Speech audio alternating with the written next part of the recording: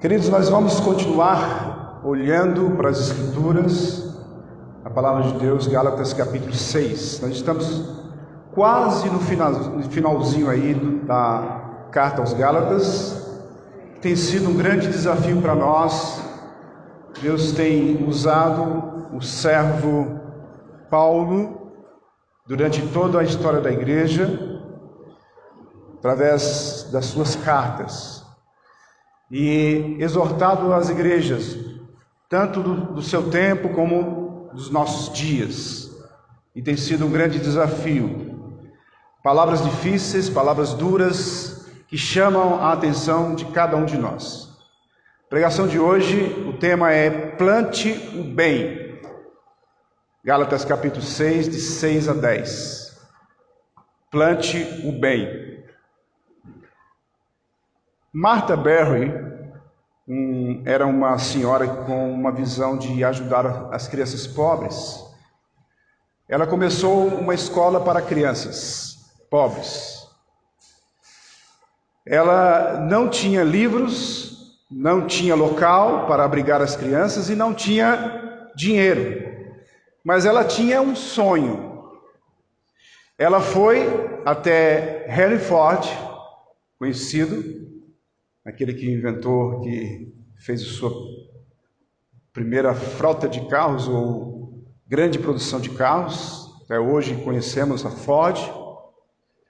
Ela foi até ele na época para pedir uma doação. E Henry Ford enfiou a mão no bolso e deu a Martha Berry 10 centavos. A maioria das pessoas ficariam revoltadas. Ele era um multimilionário e tudo o que podia dar era uma moeda de 10 centavos. Marta, porém, tomou aquela pequena moeda de 10 centavos e comprou um pacote de sementes e plantou um jardim. Colheu várias vezes, 3, 4, 5 vezes as colheitas da sua plantação. E ela tinha dinheiro suficiente para comprar um antigo edifício para as crianças.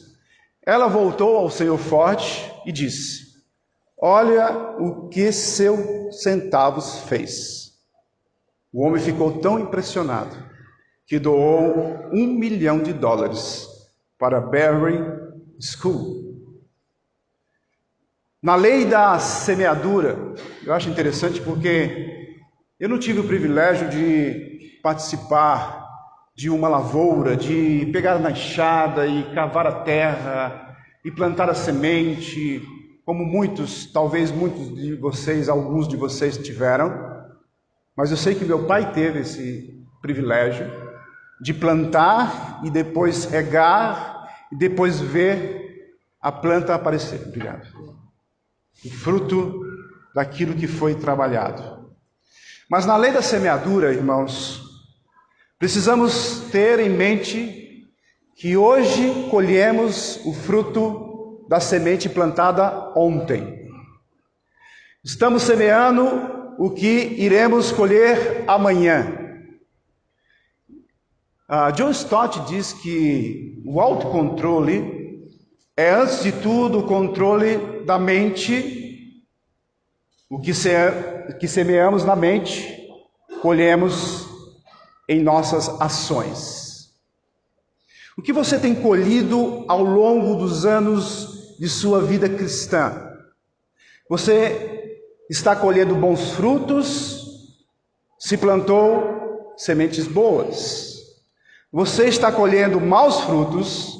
Se plantou sementes más. Quando olhamos as palavras finais de Paulo, aqui nesses versículos de 6 a 10 do capítulo 6, elas são uma advertência final, ao mesmo tempo em que anuncia a sua despedida. É como se Paulo estivesse dizendo assim para nós, para vocês, como ele disse para os Gálatas: vivam o Evangelho. Vivam o Evangelho! É isso que Paulo está falando constantemente aos nossos corações.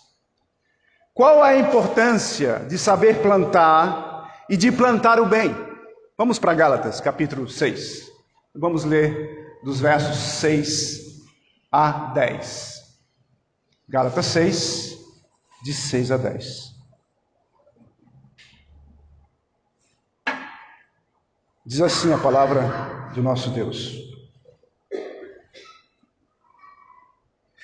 mas aquele que está sendo instruído na palavra, compartilhe todas as coisas boas com aquele que o instrui. Não se engane, de Deus não se zomba, pois aquele que a pessoa semear, aliás, aquilo que a pessoa semear, isto também colherá. Quem semeia para a sua própria carne, da carne colherá corrupção. Mas quem semeia para o Espírito, do Espírito colherá vida eterna. E não nos cansemos de fazer o bem, porque no tempo certo faremos a colheita, se não desanimamos, se não desanimarmos, aliás. Por isso, enquanto estivermos ou tivermos oportunidade, façamos o bem a todos, mas principalmente aos da família da fé. Vamos orar mais uma vez. Senhor Deus, eu te peço, Senhor, que essas sementes da palavra encontre solos férteis nesta noite. Talvez não para a salvação, mas para crescimento da tua igreja. Para que a tua igreja cresça, Senhor, firme, forte, saudável. Que a tua igreja se fortaleça com o alimento mais precioso que o Senhor tem nos dado, a tua palavra. Nós somos gratos pelo privilégio de poder ouvi-la, lê-la e aplicá-la em nossa vida. Ajuda-nos, Senhor. Usa teu servo. Senhor, eu te suplico, eu te peço, Senhor, que o Senhor não use palavras que saiam somente da boca do teu servo, mas as palavras que saem da tua boca. A tua palavra, Senhor, que é viva, que é eficaz, que transforma as vidas, que há de transformar vidas aqui, todos os dias em suas vidas cristãs, todos os dias andando no teu caminho, todos os dias observando a tua palavra, crescendo, se animando, fazendo com que cada pessoa veja e enxergue a potencialidade da tua palavra, o amor que o Senhor fala através dela, a tua salvação que tem que ser desenvolvida em santidade, dia após dia, em cada membro desta igreja e daqueles que estão nos visitando. Usa teu servo, Senhor, para falar aos nossos corações. Eu sei que o Senhor já tem falado ao coração do teu servo, mas que a tua palavra penetre com mais força em cada coração. É isso que nós te suplicamos, em nome de Cristo. Amém. Irmãos, eu confesso que é muito difícil pregar verdadeiramente a palavra de Deus. Para qualquer um que está pregando a palavra. Porque é a palavra de Deus. Aqui, a ideia aqui principal, que Paulo está nos ensinando esta noite, é não perder a oportunidade de fazer o bem a todos. Será que essas palavras soam bem nos seus ouvidos? Não perder a oportunidade de fazer o bem a todos. Todos nós temos a oportunidade de fazer o bem a alguém.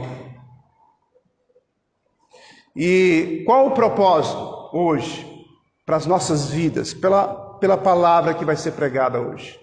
O propósito é que você tem que entender que sendo cristão, você irá naturalmente fazer, em momentos oportunos, o bem a todos. Eu vou repetir essa proposição. Eu quero que você coloque no seu coração essa frase. Eu quero que você coloque na sua mente, no seu coração. Você tem que entender que sendo cristão, nascido de novo, filho de Deus por adoção, você irá naturalmente fazer, em momentos oportunos, quer queira, quer não, o bem a todos. O bem a todos, sem distinção. É que Paulo quer nos ensinar hoje, nesta noite. Veremos 3 formas de você plantar o bem. 3 formas. Primeira, plante o bem com o seu instrutor. Olha o que aqui diz a palavra no versículo 6, no capítulo 6. Mas antes disso, nos versículos 4 e 5 da preleção passada, Paulo disse que todo indivíduo é responsável diante de Deus. Todos. Nós somos responsáveis diante de Deus, principalmente aquele que foi alcançado pela misericórdia e a graça de Deus. Ele não quer que isso seja entendido como uma promoção de algum tipo de individualismo radical. Ele não quer isso. Ele não quer que você seja um indivíduo radical, de dizer assim, olha, então eu vou fazer para mim mesmo, eu vou fazer o bem para mim mesmo, eu não vou pensar no outro. Paulo está tentando chamar a atenção para nós nesse sentido. Então note que o verso 6 começa com uma conjunção coordenativa, adversativa no português, a palavra mas, uma palavrinha ali no grego, que faz uma grande diferença. Toda vez que você vê essa palavra, você tem que ter muita atenção. Veja, agora nós precisamos ver antes, o versículo 4 e 5 do capítulo 6, que diz o seguinte, que foi na preleção passada, diz assim, mas que cada um examine o seu próprio modo de agir, e então terá motivo de gloriar-se unicamente em si, não em outro, porque cada um levará o seu próprio fardo. Aí no versículo 6, que nós vamos ver essa noite, a partir daí, ele diz, mas aquele que está sendo instruído na palavra, compartilhe todas as coisas boas com aquele que o instrui. Nota que você vê 2 palavras sobre instrução. E a palavra instrução, ela tem uma força grande aqui, que serve para toda a nossa crença, para todo o nosso conhecimento, para aquilo que nós estamos aprendendo acerca da palavra de Deus, através dela, ensinada pelos servos. Quem são os instruídos? São os ouvintes. Os gálatas, os membros das igrejas, são os ouvintes, os instruídos. Quais são as coisas boas? E quem é aquele que instrui? A primeira palavra instruído aí é no grego katechômenos, essa palavra a gente que soa bem aos nossos ouvidos, é uma palavra antiga que fala sobre aquele que aprende, é referente ao ouvinte da palavra, e ela tem a ideia de estar oralmente informando ou informado. Essa palavra aí está no presente, uma voz passiva, aquele que recebe, aquele que ouve a palavra, que fica atento à palavra e que recebe a palavra, que aprende acerca da palavra. E toda a nossa história cristã, desde o começo, desde o primeiro momento que você deu o primeiro passo para ser cristão, você começa a aprender das coisas lá do alto, através de um instrutor, alguém que te ensina, que mostra como você deve ser, como você deve andar. A segunda palavra, instruir, que é a mesma palavra usada aqui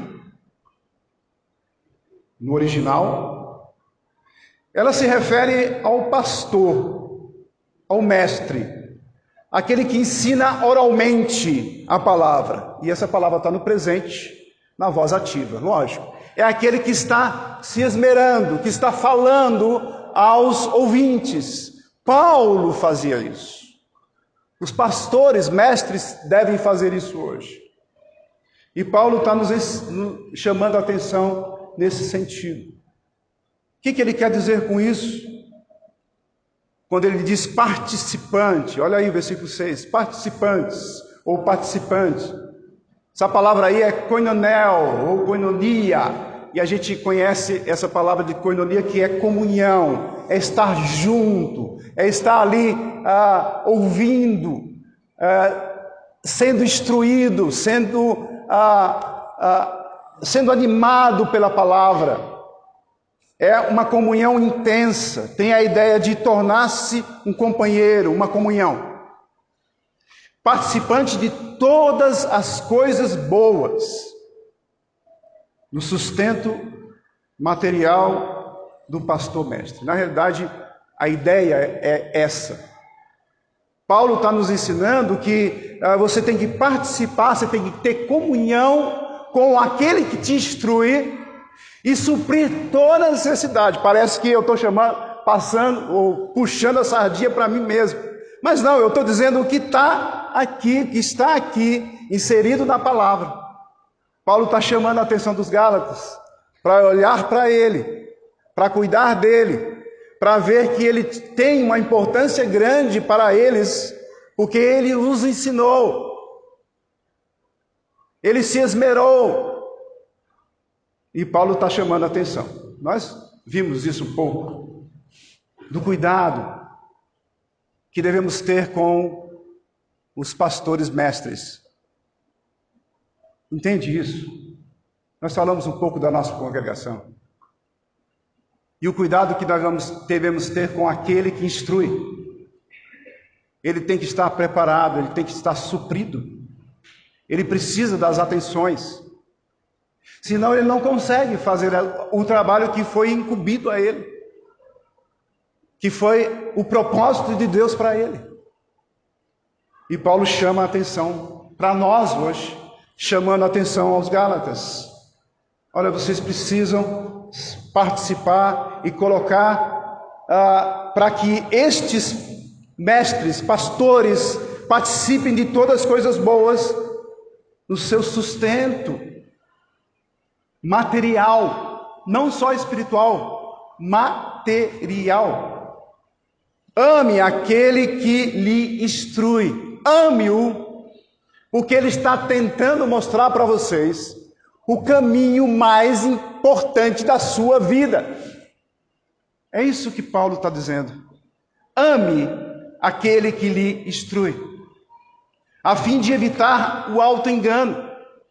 Todos necessitamos de nos submeter a mestres que se submetem, por sua vez, a outros mestres. E assim por diante. Para que você cultive o bem, plante coisas boas, você tem que cuidar dos seus pastores e mestres. Numa carta escrita pouco depois desta, o apóstolo Paulo, ele diz lá em 1 Tessalonicenses capítulo 5, eu quero que vocês abram a Bíblia lá, sua Bíblia lá, em 1 Tessalonicenses capítulo 5. Olha o que diz lá. 1 Tessalonicenses 5, versos 12 e 13. Paulo diz assim: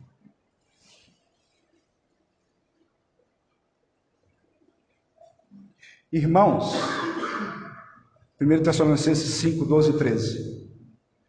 Irmãos, pedimos que vocês tenham em grande apreço os que trabalham entre vocês, que os presidem no Senhor e os admoestam. Tenham essas pessoas em máxima consideração, com amor, por causa do trabalho que realizam. Vivam em paz uns com os outros. Paulo nos chama a atenção nesse sentido. Então nós vimos, nesse primeiro ponto, que você deve plantar o bem com o seu instrutor. Agora você vai ouvir a segunda parte que diz: plante o bem para a sua vida espiritual. Por que Paulo usa essa analogia do agricultor, da semente? Assim como o Senhor Jesus usou grandemente. Isso nos dá uma ideia clara, objetiva. O que você planta, você colhe. E a gente pergunta para nós mesmos, fazendo analogia e trazendo para os nossos dias, o que a gente tem plantado para a gente colher? Ou o que a gente tem colhido daquilo que já plantamos? Eu preciso observar isso, porque a analogia é muito pertinente para nós, porque constantemente, quer você não seja agricultor ou não, você está plantando. Todos os dias você planta. E todos os dias você colhe aquilo que você plantou. Plante bem para a sua vida espiritual. Versículo 7. No versículo 7, o que significa essa negativa que Paulo começa falando? Não vos enganeis. Não vos enganeis. Não seja induzido ao erro. Tenha a ideia de andar sem rumo, vagueando para lá e para cá. Essa palavra aí, não vos enganei, na realidade é uma palavra que tem essa ideia para a gente entender que ele chama a atenção para a gente não ser enganados, não ser enganado. Precisamos observar aquilo que está em volta nas nossas instruções do dia a dia. De certa forma, esse é o tema da epístola toda inteira de Gálatas. Paulo sempre está chamando a atenção. Olha, Gálatas, não os enganeis, não se enganem com aqueles que estão em sua volta. Presume-se que muitos daqueles cristãos jovens tivessem sido catequizados, catecúmenos, catequese. Essa palavra soa meio esquisita para a gente leva logo para o catolicismo, mas é uma palavra usada muito. Então, os jovens de Gálatas foram catequizados, foram ensinados pelo próprio Paulo. Agora, corriam um grande perigo de serem enganados pelos mestres, pelos falsos mestres. Paulo argumenta que os tais mestres não mantêm uma relação de companheirismo como com os Gálatas, assim como Paulo tinha com eles. Porque Paulo chama a atenção quando ele diz: não zombar de Deus. Zombar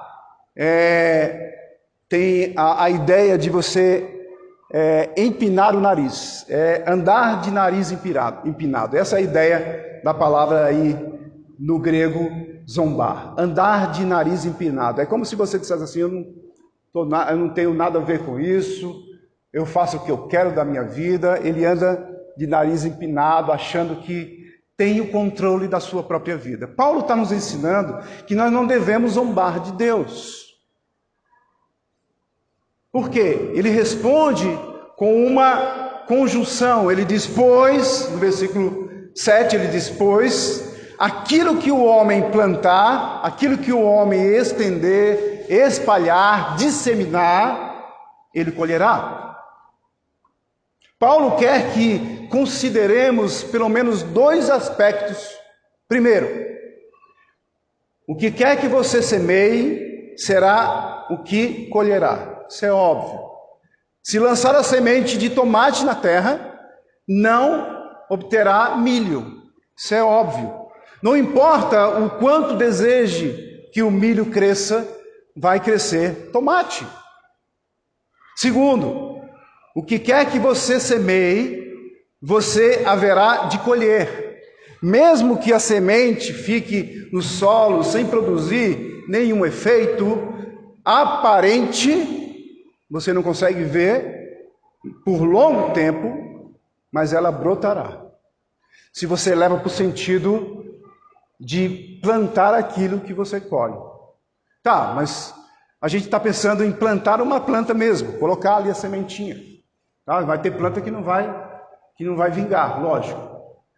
Mas na nossa vida cristã, na nossa vida cotidiana, tudo que você planta, dá. O que você plantar, você vai colher. Quer seja agora, ou quer seja depois. Não tem como, porque é a lei das causas e efeitos, que o próprio Deus fez nas nossas vidas. Tudo que eu faço agora, repercute na minha vida futura. Todo passo que eu dou, todas as decisões que eu tomo, toda a palavra que eu digo, todos os atos que eu tenho, tudo isso se reverte para mim mesmo. Eu colho o que eu faço. Eu vou colher. Não é a ceifa que determinará a colheita, mas a semeadura. No versículo 8, ele diz o motivo. Paulo diz o motivo no versículo 8. Se plantar na carne, colherá da carne corrupção, ruína. Se plantar no Espírito, colherá do Espírito o quê? Vida eterna. Olha o contraste. Já pensou? Se a gente raciocinasse um pouquinho só, a gente vai ver que a gente não pode plantar na carne. Agora, às vezes, na maioria das vezes, nós plantamos na carne e nem percebemos. Nós temos falado muito sobre isso. Nós temos feito isso constantemente. Nós erramos constantemente e colhemos dos nossos erros constantemente. Semear na carne, palavra no grego é sarx, que significa natureza humana. E sabe que a natureza humana é uma natureza caída? E quando a gente semeia na carne, nós estamos perdidos, porque o resultado é corrupção, destruição, aquilo que é perecível e tem o sentido de decadência moral. Nós chegamos no fundo do poço, quando nós começamos a sempre plantar, semear na carne. Olha, eu quero viver a minha vida, eu quero cuidar de mim mesmo, eu tenho que olhar para mim mesmo, eu tenho que resolver a minha vida, eu tenho que conseguir chegar lá, eu tenho que passar por cima de todas as pessoas, eu tenho que aparecer, eu tenho que ser o melhor. Eu estou plantando na carne, no certo sentido, quando eu não olho para o outro, quando eu não ajudo o outro, quando eu não olho para aquele que está do meu lado, eu só penso em mim mesmo. Isso é uma tendência. Até no meio cristão, tem crescido muito isso, individualismo. E Paulo falou, na preleção passada, nos versículos anteriores, ele falou que a gente tem que se preocupar em carregar as cargas uns dos outros. Carregar a nossa própria carga. E viver uma vida cristã em koinonia, em comunhão. É isso que Paulo está nos chamando a atenção constantemente, principalmente na carta aos Gálatas. Semear para a carne significa deixar a velha natureza seguir o seu livre curso. Agora, semear no Espírito, e a palavra aí é Espírito, pneuma, no grego é a terceira pessoa da Trindade, é ela mesma, é aquele ali, é o Espírito de Deus. Semear no próprio Espírito, semear em Deus, colocar a nossa vida diante do altar de Deus, colocar todo o nosso ser diante de Deus e dizer: olha, Senhor, eu sou teu, usa-me. Isso é plantar no Espírito, é semear no Espírito. É você dar atenção total ao Senhor, nosso Deus. Hoje pela manhã, eu estava chamando a atenção dos irmãos, que quando a gente vem louvar ao Senhor, nós devemos louvar com todas as nossas forças. Cantar ao Senhor a graça derramada em nossas vidas. Então eu coloco todo o meu ser, eu planto no próprio Espírito. Eu tenho que confiar no meu Deus. E tenho que se colocar diante dele, para que ele me use, para que ele cumpra o propósito na vida, na minha vida, na sua vida. E aqui, quando ele fala do Espírito, ele está enfatizando o seu trabalho, o poder, o Espírito da verdade, que proporciona a vida eterna, vida para sempre. Uma das coisas mais interessantes na nossa vida cristã é que nós não conseguimos enxergar a vida eterna ainda. Ou parece que a gente não vive essa vida eterna que deveríamos viver agora. O que é a vida eterna? Aí o próprio Deus responde: é conhecer a mim. É me conhecer, é a vida eterna. No entanto, eu sou negligente em conhecer a Deus. Eu estou muito aquém de conhecer a Deus como eu deveria conhecer. Ou da forma que Ele se posiciona e proporciona ser conhecido. Semear no Espírito é confiar totalmente em Deus, é depositar todo o nosso ser, todos os nossos valores na poupança, na maior poupança que pode haver, com lucros exorbitantes. Plantar e vai colher grandes frutos, a vida eterna. E eu preciso entender o que é a vida eterna, mesmo ainda não participando dela. Aliás, já estamos participando. Quando você começa a conhecer a Deus, você já participa da vida eterna, através do próprio Espírito de Deus. Se vivermos pelo Espírito, desfrutaremos da aprovação, da certeza, da satisfação e da alegria da vida cristã agora, e saberemos que ela continuará até a nossa morte e para a eternidade. Ame para a vida eterna. Ame para a vida eterna. Ame a Deus. Coloque as suas sementes em Deus, no Espírito.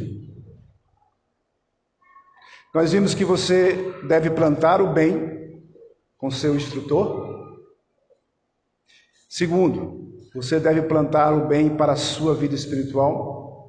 E terceiro e último, você plante o bem para os irmãos e a sociedade.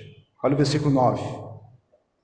Paulo usa um imperativo como uma negação. Ele diz assim: não nos cansemos de fazer o bem. Não nos cansemos de fazer o bem. Alguém já cansou de fazer o bem? Dia após dia, semear para o Espírito requer que não nos cansemos de fazer o bem. Você sabe o que é bom, como é bom fazer o bem? Você já percebeu isso? Quando você supre a necessidade de alguém, você se sente feliz em ter sido usado por Deus? Não para ganhar algo mais de Deus, mas sentir que está sendo usado por Deus de uma forma grandiosa, sabendo que Deus pode te usar muito mais, e o pouco que Ele dá para você usar, para o propósito que Ele tem por você, Ele vai lhe dar mais, e mais, e mais, e mais. É interessante você notar isso, e colocar isso em seu coração. Eu preciso plantar este bem em todos que estão em minha volta. Dia após dia, nós não devemos nos cansar. Nos cansemos aqui, nessa expressão, tem a ideia de estar completamente desanimados. E será que nós não estamos desanimados em muitas circunstâncias? Olha para nós mesmos, olha para você mesmo e vê se você não se está cansado e sobrecarregado e você não tem mais nem ânimo de fazer o bem. E a nossa função principal como cristãos é fazer o bem. Não é outra coisa, não. Nós vamos entender isso melhor. Quando ele diz de fazer o bem, essa palavra tem a ideia que afeta a mente de forma prazerosa, que conforta e dá suporte. É interessante porque você sente uma paz quando você usa você mesmo para suprir a necessidade do outro. Você sente um prazer, você sente uma alegria de poder estar servindo ao outro. Aí você faz o bem e você se sente bem. E qual o resultado dessa semeadura? A colheita é boa. Mas Paulo usa uma condicional. Se. E essa condicional é condicional mesmo, não é aquele se que a gente sempre vê nos inícios dos versículos. Não. Se eu for, eu voltarei, eu vou preparar os lugares. Se eu for, não, ele diz, quando eu for, na realidade. Mas aqui não, aqui é uma condicional. Se. E essa condicional diz, se não desfalecermos. Como nós desfalecemos? Quando não reconhecemos a instrução. Quando você ouve a palavra, ouve, você tem que fazer isso, você tem que fazer isso, você tem que fazer isso, você tem que fazer isso. E você não reconhece essa instrução. E você não dá um passo para fazer aquilo que você aprendeu. E aí Deus, o próprio Senhor, nosso Deus, lógico, o Espírito de Deus, inspirando Paulo diz, se nós não desfalecermos. Desfalecermos tem essa ideia. Tem a ideia, sabe de quê? De ter a força de alguém relaxada. Sabe a força de alguém relaxado? Eu não consigo fazer nada, eu estou cansado. Nós somos pegos assim constantemente. Nós estamos exaustos, exauridos com as nossas forças, porque estamos gastando a nossa força plantando na carne. Nós estamos gastando todas as nossas forças, toda a nossa munição por coisa que não vale nada. Por isso que Paulo está dizendo, olha, você é capaz de desfalecer quando você não planta no Espírito, quando você não semeia no Espírito.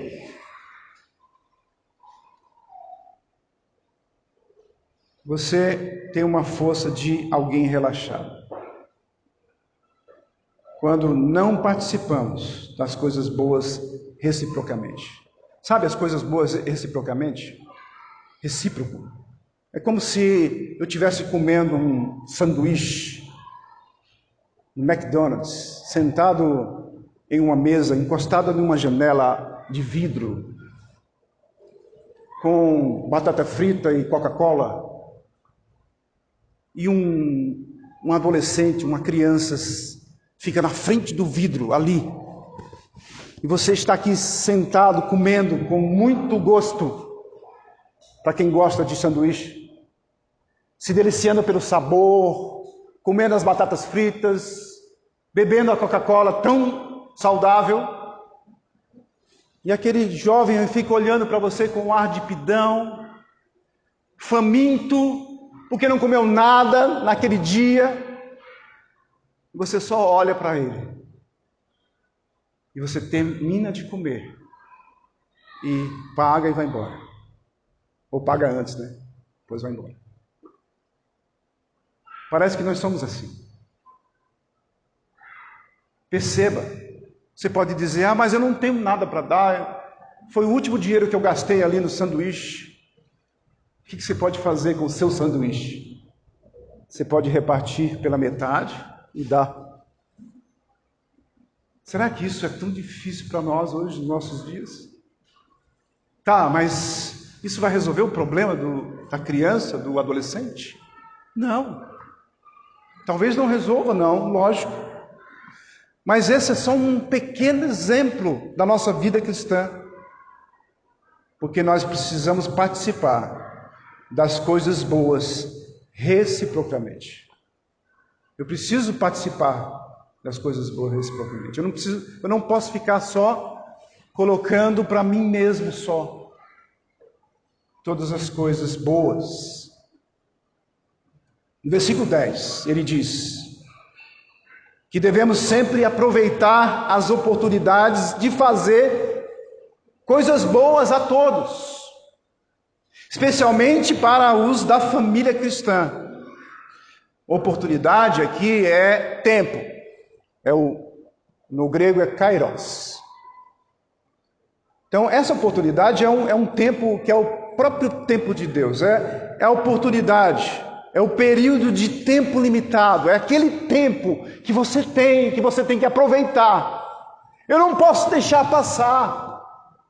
Quando eu olho para a criança ali que está no vidro, eu corro atrás dela e digo: vem aqui, eu preciso compartilhar com você das coisas boas. Eu não posso deixar ele ir embora ou eu mesmo ir embora.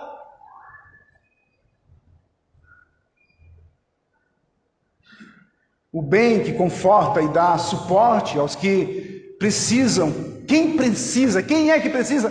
Todos. Por mais que você ache que você não precisa do outro, você precisa. Eu vou resolver comigo mesmo. Eu sou individualista. Você precisa do outro. Nós precisamos um do outro constantemente. Ninguém vive só, isolado. Quantas pessoas têm dito para mim que está com depressão? Nem sabe o que é depressão. Horrível depressão. Eu já tive experiência na minha família, com a minha esposa. Eu sei o que é depressão. Não vem com essa de dizer que está com depressão porque está triste. Depressão é muito mais profundo. Mas sabe, você precisa dizer: eu preciso de ajuda. Você não vai resolver por si só. E quando você começa a se sentir assim, você precisa de alguém que plante para você.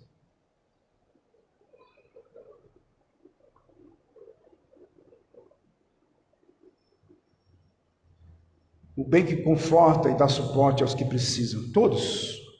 Começando pelos da casa que tem a mesma fé. Daqueles que têm convicção, ou fé forte, bem-vinda, de que Jesus é o Messias. Você já pensou? Quando você encontra alguém que diz assim: olha, Jesus é o meu Messias mesmo. Eu tenho Cristo no meu coração. Estou precisando de ajuda. E você o ajuda porque ele é da sua casa. Ele é da sua fé. Paulo está dizendo isso e nos ensinando. E que através dele, do Senhor Jesus, o Messias, nós obtemos a salvação eterna no reino de Deus. Eu tenho que ajudar esses primeiro.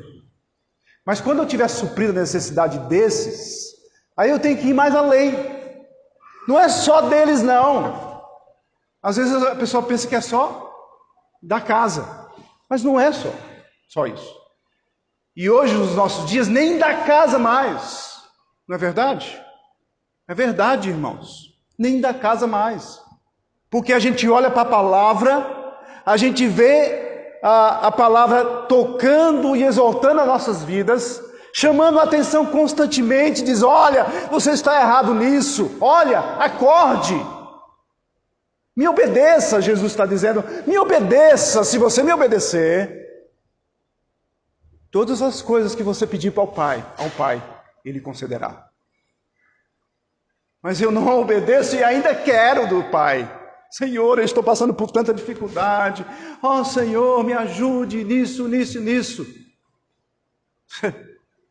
Mas a gente não obedece ao Senhor nosso Deus, ao Senhor Jesus Cristo, o Messias, o Salvador, aquele que morreu por nós. Nós estamos sendo negligentes em muitos pontos, irmãos. Nós se preocupamos com tantas coisas pequenas, eu tenho falado isso, e todos os pregadores falam. E as coisas mais importantes, mais relevantes, as coisas que mexem com a nossa salvação, que mexem com o nosso ser, no mais íntimo, nós esquecemos.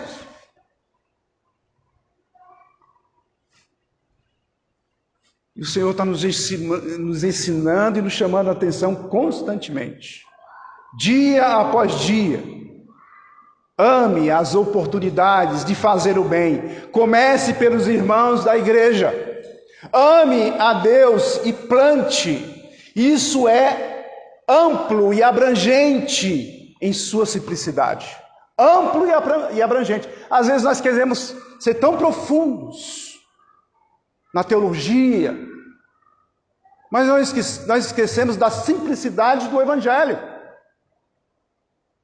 É levantar a mão, é estar dando a graça que nós recebemos de graça, de abraçar o irmão, de dizer, olha, estamos com você. Você precisa de ajuda, de força, de calor humano, de amor que vem dos céus.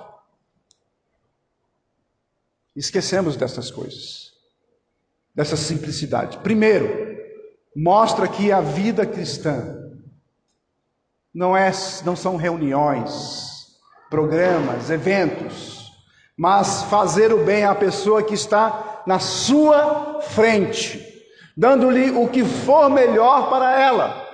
Segundo, o verbo façamos mostra que devemos nos dar aos outros o que quer que o amor venha a discernir com as suas necessidades. É muito simples. Quando você ama o próximo, isso vai abrir um leque de uma visão mais clara da necessidade daquela pessoa, porque a mesma pessoa se abre e diz, olha, eu estou precisando disso, eu preciso disso e disso e daquilo. Ela não se torna mais individualista, sofrendo só, e nem aquele que ajuda deixa de ser também individualista, porque está querendo todas as coisas boas só para ele, não reparte para o outro, e passa a repartir. Claro que compartilhamos o Evangelho e evangelizamos, mas apenas como um meio para atingir o fim de amar as pessoas. É interessante, porque o evangelismo é um meio de a gente trazer as pessoas para a gente amá-las. Às vezes a gente pensa ao contrário. Olha, você ama as pessoas que estão lá fora, os esquecidos. Não, você não ama. Você vai amá-las quando você trazê-las com a palavra e começar a amá-las. Não as amamos como um meio de atingir o fim de convertê-las, não. Aliás, nós não as amamos como um meio de atingir o fim, que é convertê-las. Olha, é o seguinte, eu vou converter primeiro e depois eu vou amá-las. Aliás, eu vou converter primeiro para depois amá-las. Mas o que a gente faz na nossa vida cristã em relação a isso? A gente esquece dessas coisas principais, que é viver uma vida cristã plena. O que a gente pode concluir com tudo isso? O que essa carta tem a ver, o que essa passagem tem a ver com a carta aos Gálatas? E o que essa passagem tem a ver com todas as Escrituras? Tudo. É o próprio Espírito de Deus falando aos nossos corações. O que ele diz? Como é que ele conclui? Paulo, ele chama a atenção dos ouvintes para que eles recuperem a confiança de seu instrutor. No caso, Paulo. Que confie nele e que participe das coisas boas. Eles estavam perdendo essa visão, como nós perdemos. Ele deveria se preocupar, aliás, eles deveriam se preocupar com cada um que está na igreja, de enxergarem os verdadeiros objetivos, de não sentirem o erro, de não desanimarem, de se voltarem para o propósito em que foram ensinados. O texto mostra o princípio cristão e a relevância do propósito de toda a palavra. Ela forma verdadeiros adoradores que se preocupam uns com os outros. Podemos ver que Paulo está tratando da comunhão entre os membros e pastores, entre os membros e membros, entre os membros e os de fora. A ideia do bem, se você pegar a palavra bem ou boa ou bom e olhar toda a Bíblia, você vai encontrar que nenhuma carta, nenhuma epístola, nenhum livro da Bíblia do Antigo Testamento ou do Novo Testamento, todas elas aparecem a palavra bem. Por quê? Porque é uma luta entre o bem e o mal. É uma luta entre plantar para a carne e plantar para o espírito. É uma luta constante. E a ideia do bem, a palavra no hebraico é yatab, que aparece no todo o Antigo Testamento, em cada livro do Antigo Testamento, e a palavra agathos, que fala sobre o bem, no grego, no Novo Testamento. Por esse motivo, quando Paulo está falando de plantar o bem a todas as pessoas, ele está falando de toda a palavra de Deus, que se resume em plantar o bem. Se eu e você, que somos cristãos, não estivermos atentos a este ato e a esta função, nós não somos cristãos. Ou você planta o bem, você planta no Espírito para colher do Espírito a vida eterna, ou você não tem a vida eterna. É duro isso, mas é verdade. Paulo está dizendo que eu e você, que ainda não se atentou a isso, é lógico que na nossa vida cotidiana a gente sempre peca, e na maioria das vezes nós estamos plantando para a carne, e esquecemos de plantar no Espírito para a vida eterna. Que Deus esteja abençoando a sua vida, que você esteja entendendo que a vida cristã é uma vida plena e que eu preciso realmente me esmerar, me abdicar de muitas coisas, para fazer a vontade de Deus em minha vida. Ou eu faço isso, ou eu não vivo uma vida cristã plena. E o prazer que você deve ter é de ajudar, de olhar para todas as pessoas e dizer: eu quero plantar o bem a todas as pessoas que estão à minha volta. E aí sim, nós cumpriremos aquilo para que nós fomos chamados, para abençoar as outras pessoas, para que as pessoas possam enxergar Cristo em nossa vida. O Senhor Jesus, que veio até nós e se deu por nós, para a glória do seu nome. Deus esteja abençoando a vida de cada um de vocês, em nome de Cristo. Senhor, nosso Deus e Pai, obrigado, Senhor, pela Tua palavra. Ajuda-nos, Senhor, a cada vez mais compreendê-la. Obrigado pelo privilégio de poder estar aqui na Tua presença, louvando o Teu nome, reconhecendo a Tua grandeza, o Teu poder em nossas vidas. Obrigado, Senhor, por esta igreja, que o Senhor esteja abençoando, que o Senhor esteja usando cada um que faz parte desta igreja e aqueles que nos visitam também. Obrigado, Senhor, pelo privilégio de Te servir. Usa-nos, Senhor. Nos dê sabedoria para agirmos corretamente. Nos dê oportunidade de servir, de servi-lo, de sermos contentes naquilo que fazemos, que fizermos diante da Tua presença. Entregamos em Tuas mãos as nossas vidas, em nome de Cristo. Amém.